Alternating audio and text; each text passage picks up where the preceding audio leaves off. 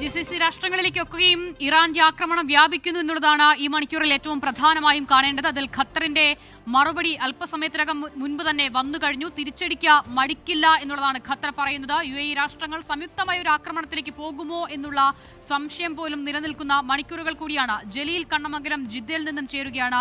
ജലീൽ, ഈ US-ന്റെ സൈനിക താവളങ്ങൾക്ക് നേരെയാണ് ആക്രമണം നടത്തുന്നത്, അല്ലാതെ GCC രാഷ്ട്രങ്ങളിലേക്കല്ല എന്നതായിരുന്നു ഇറാൻ ആവർത്തിച്ചു പറഞ്ഞത്. പക്ഷേ ഇറാന്റെ ആ പ്രതികരണം ഖത്തർ ഉൾപ്പെടെയുള്ള രാഷ്ട്രങ്ങൾ തള്ളുന്നതും നമ്മൾ കാണുകയാണ്. അവരുടെ ജനവാസ കേന്ദ്രങ്ങളിലേക്കടക്കം ആക്രമണം നടത്തുന്നു. അത് ഇറാന്റെ കരുതിക്കൂട്ടിയുള്ള ആക്രമണമാണ് എന്ന വിലയിരുത്തലിലേക്ക് GCC രാഷ്ട്രങ്ങൾ കടക്കുന്നതിന്റെ സൂചനയാണ് ഉള്ളത്. കഴിഞ്ഞ ദിവസം സൗദി അടക്കമുള്ള മേഖലകളിലേക്ക് നീണ്ട ഇറാന്റെ ആക്രമണം അതിനെ ശരിവെക്കുന്നതുമാണ്.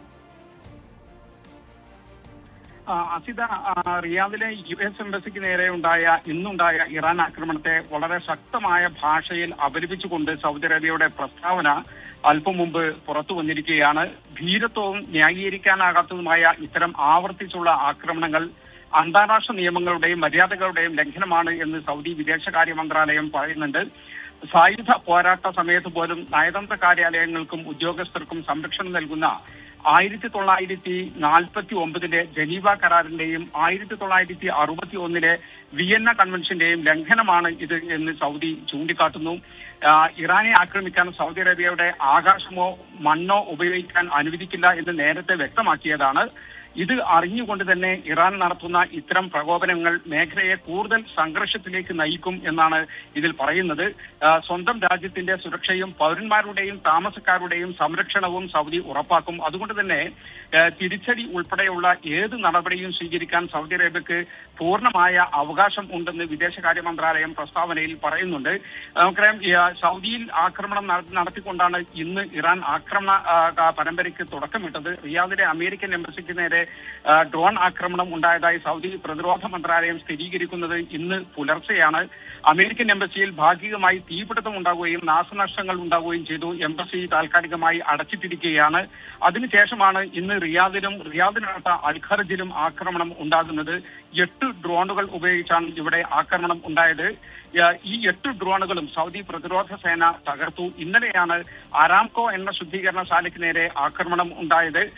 അമേരിക്കൻ താവളങ്ങളെ മാത്രമാണ് ലക്ഷ്യം വെക്കുന്നത് എന്ന് പറഞ്ഞ ഇറാൻ എണ്ണ ശുദ്ധീകരണശാല ഉൾപ്പെടെയുള്ള സൗദിയുടെ സാമ്പത്തിക സ്രോതസ്സുകളെയും ജനവാസ കേന്ദ്രങ്ങളെയും സിവിലിയന്മാരെയും ഒക്കെയാണ് ലക്ഷ്യം വെക്കുന്നത് എന്നാണ് സൗദിയുടെ ആരോപണം.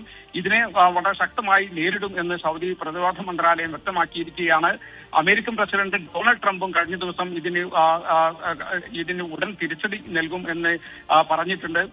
നിരവധി വിദേശ രാജ്യങ്ങൾ ഈ വിഷയത്തിൽ സൗദിക്ക് പൂർണ്ണ പിന്തുണ വാഗ്ദാനം ചെയ്തിട്ടുണ്ട്. അതിൽ ഇന്ത്യയും ഉണ്ട്, പാകിസ്ഥാൻ ഉൾപ്പെടെയുള്ള പല രാജ്യങ്ങളുമുണ്ട്. അതേസമയം സൗദിയിലെ ഇന്ത്യൻ എംബസി ഇന്ത്യൻ പൗരന്മാർക്ക് വീണ്ടും ജാഗ്രത നിർദ്ദേശം നൽകിയിട്ടുണ്ട്. ജാഗ്രത വേണം, സുരക്ഷാ നിർദ്ദേശങ്ങൾ കൃത്യമായി പാലിക്കണം.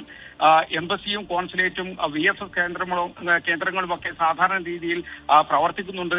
ഏത് അടിയന്തര സാഹചര്യത്തിലും എംബസിയെയും കോൺസുലേറ്റിനെയും ബന്ധപ്പെടാൻ 24 മണിക്കൂർ പ്രവർത്തിക്കുന്ന ഹെൽപ്പ് ഡെസ്ക് സജ്ജമാക്കിയിട്ടുണ്ട് തുടങ്ങിയവയാണ് ഈ അറിയിപ്പിൽ ഉള്ളത്. ഇന്ത്യയിലേക്ക് യാത്ര മുടങ്ങിയവർക്ക് പ്രത്യേക വിമാന സർവീസുകളുമായി ഇൻഡിഗോ, ആകാശ എയർ എന്നിവ രംഗത്തെത്തിയിട്ടുണ്ട്. ഇന്നും നാളെയും ജിദ്ദയിൽ നിന്നാണ് ഈ സർവീസുകൾ നടത്തുന്നത്. മുംബൈ, ഹൈദരാബാദ്, അഹമ്മദാബാദ് എന്നീ നഗരങ്ങളിലേക്ക് മാത്രമാണ് സർവീസുകൾ ഉള്ളത്. സൗദി എയർലൈൻസ്, നാസ് എയർ ഫ്ലൈനാസ് തുടങ്ങിയ സൗദിയിലെ വിമാന കമ്പനികൾ മുടക്കമില്ലാതെ ഇന്ത്യയിലേക്ക് സർവീസ് നടത്തുന്നുണ്ട്. എയർ ഇന്ത്യ ഇപ്പോൾ സർവീസ് നടത്തുന്നില്ല. അതേസമയം ഉംറ തീർത്ഥാടകർ പലരും സൗദിയിലെത്തി ഉംറ നിർവഹിച്ച് നാട്ടിലേക്ക് തിരിച്ചു പോകേണ്ട തീർത്ഥാടകർ പലരും യാത്ര ചെയ്യാനാകാതെ കുടുങ്ങിയിട്ടുണ്ട്. സൗദിയിലെത്തിയ നിരവധി തീർത്ഥാടകർക്ക് നാട്ടിലേക്ക് മടങ്ങാനോ നാട്ടിൽ നിന്ന് സൗദിയിലേക്ക് പുറപ്പെടാനോ പല തീർത്ഥാടകരും പുറപ്പെടാനോ സാധിച്ചിട്ടില്ല. റമദാൻ ഉംറ തീർത്ഥാടകരുടെ എണ്ണം വർദ്ധിക്കുന്ന ഒരു മാസം കൂടിയാണ്. എന്നാൽ ഇപ്പോഴത്തെ സാഹചര്യം വിദേശ തീർത്ഥാടകരുടെ വരവിനെയും ബാധിച്ചിരിക്കുകയാണ്. അസിത, ലോകത്തെവിടെയായാലും ഏത് സമയത്തും 24 വാർത്തകളും ഓഗ്മെന്റഡ് റിയാലിറ്റി പാക്കേജുകളും എക്സ്പ്ലെയിനറുകളും വിശദമായി കാണാൻ ഞങ്ങളുടെ YouTube ചാനൽ നിങ്ങൾക്ക് സബ്സ്ക്രൈബ് ചെയ്യാം.